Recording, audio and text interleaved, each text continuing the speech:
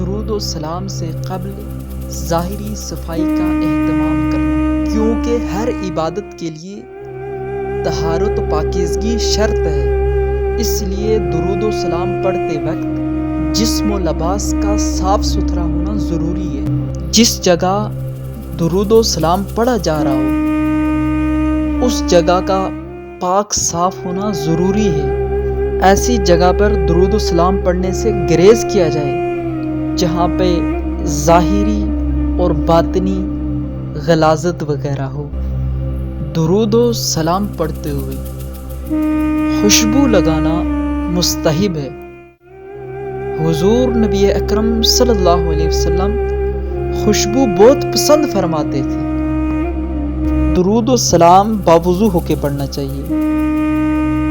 بغیر وضو کے بھی درود و سلام پڑھنا جائز ہے، مگر باوضو ہو کے پڑھنا یہ آداب میں شامل ہے۔ سرکار دو عالم کا ذکر کرے یا جس کے پاس ذکر کیا جائے اس پر واجب ہے کہ وہ خشوع و خضوع سے آپ صلی اللہ علیہ وسلم کا وقار پیش نظر رکھتے ہوئے بغیر حرکت کیے حضور نبی اکرم صلی اللہ علیہ وسلم کی ہیبت و جلالت کو اس طرح ملحوظ خاطر رکھے جس طرح حضور نبی اکرم صلی اللہ علیہ وسلم کی بارگاہ میں حاضری کے وقت ملحوظ خاطر رکھتا ہے، اور اسی طرح آپ صلی اللہ علیہ وسلم کا ادب و احترام کرے جس طرح اللہ پاک نے ہمیں سکھایا ہے۔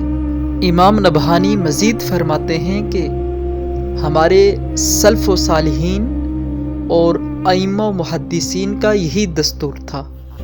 درود و سلام کو 2 یا 4 زانوں ہو کر قبلہ رخ منہ کر کے اور آنکھیں بند کر کے پڑھا جائے۔